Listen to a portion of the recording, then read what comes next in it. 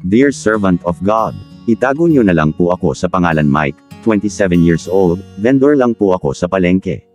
Elementary graduate lang ako at wala pa akong ipon hanggang ngayon. Hindi pa rin ako nakakapag-asawa kasi pakiramdam ko, wala akong maipagmamalaki at nahihiya ako sa kalagayan ko. Kwento ko lang po ang araw-araw na ginagawa ko, maaga akong bumabangon para magbenta. Hakot dito, hakot doon. Kahit anong sipag ko, parang kulang pa rin ang kita. Kung minsan, nalulugi pa ako kapag walang masyadong bumibili. Naiinggit na ako minsan sa mga kaibigan ko, kasi umasenso na sila, may mga bagong motorsiklo, may bahay, may ipon.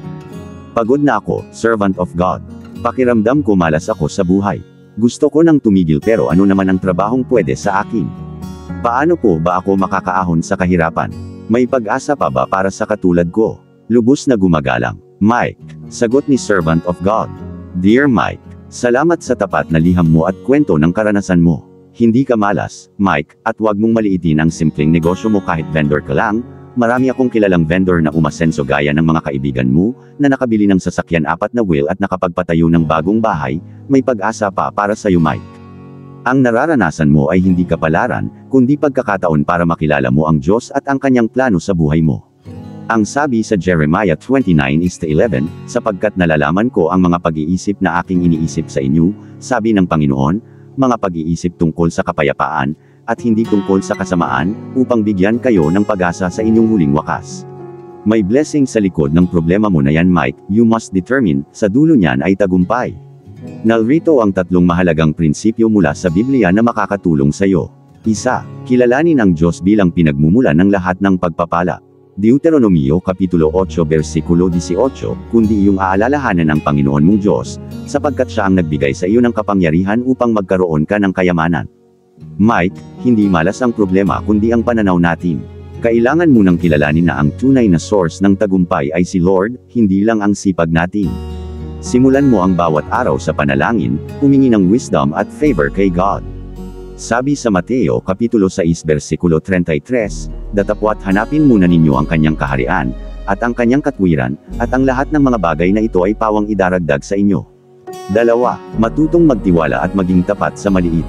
Luke 16:10, ang mapagtapat sa kakaunti ay mapagtapat din naman sa marami, at ang di matuwid sa kakaunti ay di rin naman matuwid sa marami. Hindi mahalaga kung maliit ang puhunan mo ngayon, ang mahalaga ay matapat ka at marunong mag-budget. Simulan mo sa maliit na ipon, kahit 20 hanggang P50 araw-araw.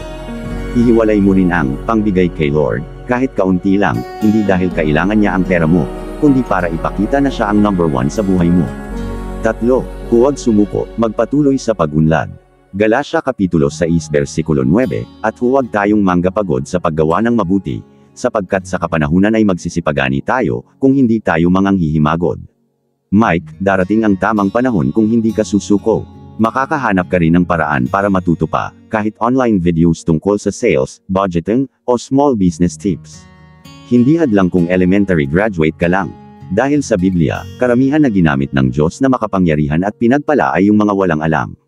Gawa Kapitulo 4 versikulo 13, nang makita nga nila ang katapangan ni Pedro at ni Juan, at pagkatalastas na sila'y mga taong walang pinag-aralan at mga mangmang, ay nangagtaka sila, at nanggapagkilala nila, na sila'y nanggakasama ni Jesus.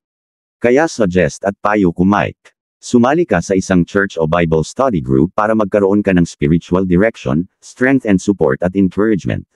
Mike, tandaan mo, hindi malas ang kahirapan, ito ay paanyaya ng Diyos na lumapit ka sa Kanya at matutong magtiwala. Kung hindi ka susuko, darating ang breakthrough. Mike, may magandang plano si Lord para sa iyo. Huwag mong i-compare ang sarili mo sa iba, mag-focus ka sa Diyos at sa plano niya.